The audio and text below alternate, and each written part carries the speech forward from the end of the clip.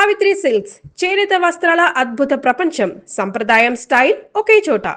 అంటే ఇప్పుడు నాన్న ఇలాంటి రీల్స్ గురించి మాట్లాడారు కదా అన్న సో ఆ రీల్స్ కి నిజంగానే చాలా మంది ఫాలోవర్స్ వచ్చారు ఇవన్నీ అని అంటున్నారు. ఫాలోవర్స్ మీకు ఇప్పటిదాకా వచ్చిన బిగ్గెస్ట్ కాంప్లిమెంట్స్ దేనికి వచ్చినాయి, ఏ రీల్కి వచ్చింది? అంటే నాన్న అమ్మ కూడా ఉంది, మంచి అమ్మ రీల్ ఉంది.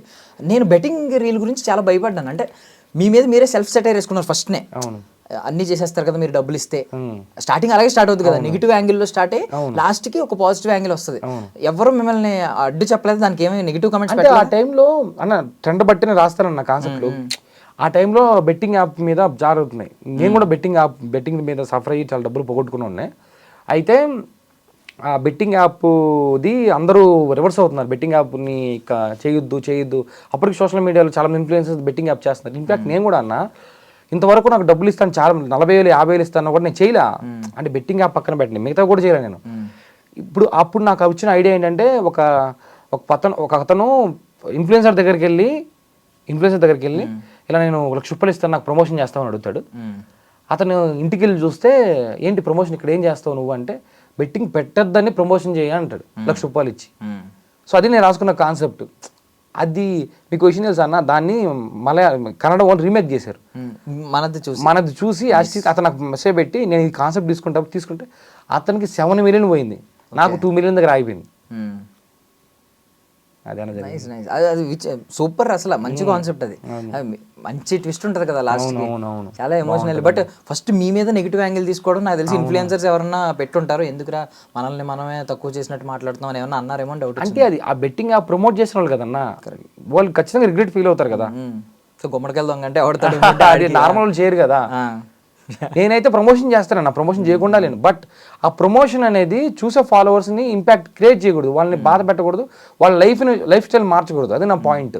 ఇప్పుడు ఇంజెక్షన్ ఇస్తే కాలు నొప్పి తగ్గుతుంది అనేది ఫేక్, అది నేను చేయను.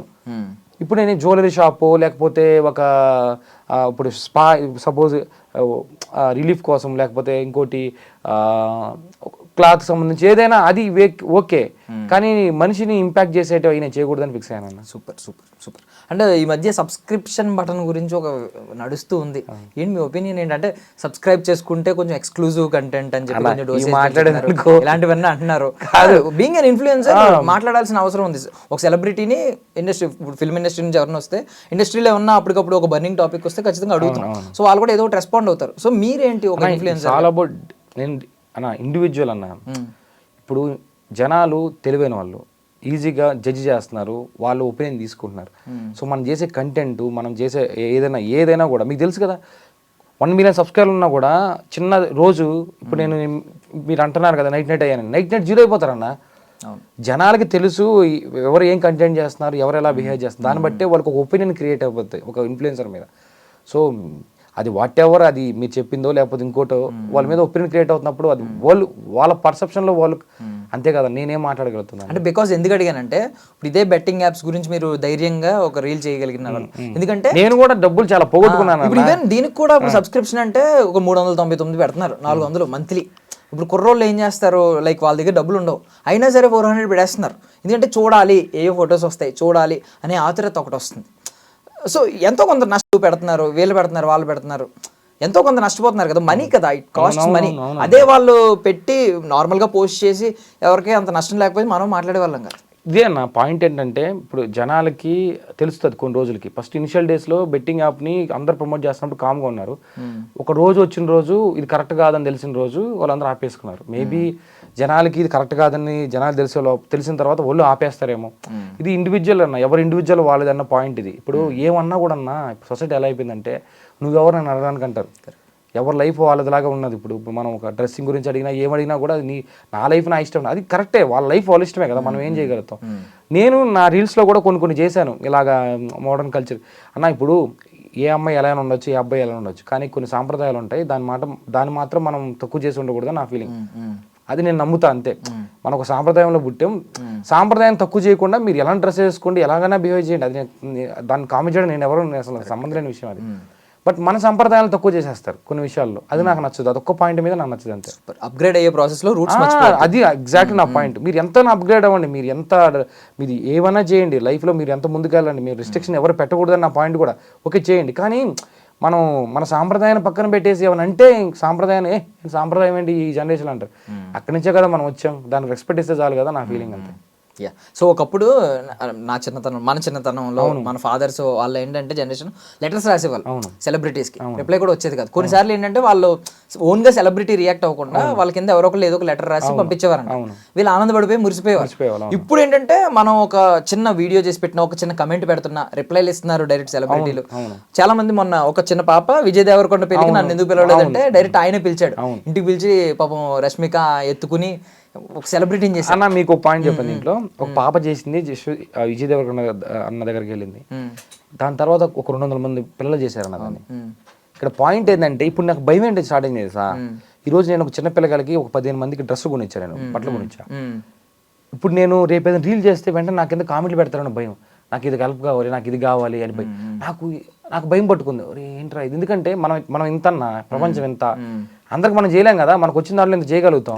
ఇప్పుడు నా భయం కూడా అది పట్టుకుంది. సో నెక్స్ట్ కూడా అది కూడా ఆలోచిస్తున్నా, ఏం చేయాలి అన్న, ఈ సొసైటీ ఎలా ఉందో ఏంటో మన క్లారిటీ వచ్చే లోపల లైఫ్ అయిపోద్ది అన్న. అప్పుడు చేసింది చూసి ఇన్స్పైర్ అయ్యి ఇంకొక 10 మంది చేసే వాళ్ళు ఉంటే మంచిది. అది నేను అదే చేద్దాం అనుకున్నాను అన్న. ఇప్పుడు నా వల్ల ఇప్పుడు సింపతి అనుకుంటారో లేకపోతే వాట్ ఎవర్ అనుకుంటారు అనుకోండి, 15 మందికి నేను బట్టలు ఇచ్చా, డన్, నేను హ్యాపీ.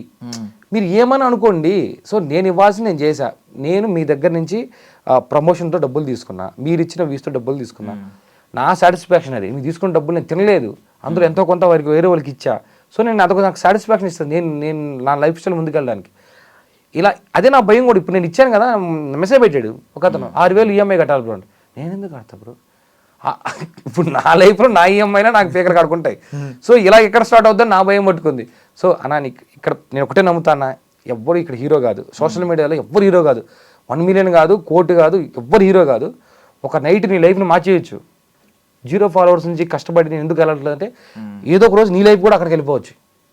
సాల్ అబౌట్ ట్రిక్ అంతే, సోషల్ మీడియాలో నడుస్తుంది, ఇంకేం చేస్తాను. యా, సో ఇప్పుడు లైక్ ఇలా ఆలోచించుకుంటే మీ వీడియో కూడా చాలా మందికి రీచ్ అయింది కాబట్టి, వాట్ ఇఫ్ కావ్య మారన్ గారు మిమ్మల్ని పిలిచి టీంని సరదాగా ఇంట్రడ్యూస్ చేస్తే, ఒక క్రేజియస్ట్ ఫ్యాన్ కదా అని చెప్పి ఏం చేస్తారు? ఇవి అసలు డ్రీమ్ లెవెన్ కానీ డ్రీమ్ 12 అనేది ఇవన్నీ జరగవు. కావ్య మారన్ గారు నన్ను చూస్తే పక్కన వెళ్ళిపోతారు, ఎందుకంటే ఇలాంటివి ఎంకరేజ్ చేయకూడదని వాళ్ళకి తెలిసి ఉంటుంది. ఓకేనా, కావ్య మారన్ గారు అవన్నీ ఇంపాసిబుల్ థింగ్స్. నాకు టికెట్ ఇస్తే ఎస్ఆర్హెచ్ ఆర్సీబీ మ్యాచ్కి వెళ్ళి చూస్తాను, టికెట్ ఇవ్వకపోయినా కూడా కొనుక్కొని చూస్తాను, అది పెద్ద ప్రాబ్లం కాదు. కాకపోతే అదొకటి ఎక్స్పెక్ట్ చేస్తాను అంతే.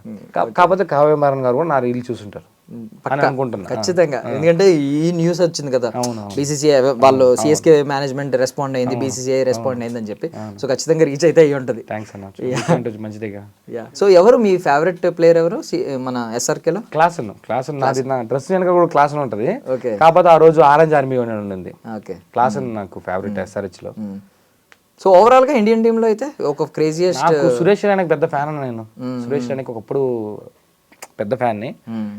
తను రిటైర్ అయిన తర్వాత, ఐపీఎల్ నుంచి రిటైర్మెంట్ ఇచ్చేసాడు, మామూలుగా చేసిన తర్వాత నేను ఇంకా ప్లేయర్స్లో అందరూ అంటే ఓకే, కానీ నాకు ఒక పర్టికులర్ ప్లేయర్ అని ఏం లేదన్న. సో అది మ్యాటర్. రైనా గారు రిటైర్ అయిపోయారు కాబట్టి ఈయన సిఎస్కే మీద కక్ష కట్టి లేదు నేను ఎస్ఆర్హెచ్కి ఎప్పటి నుంచో ఫ్యాన్ని, బట్ యాజ్ అ ప్లేయర్గా నాకు రైనా అంటే చాలా ఇష్టం.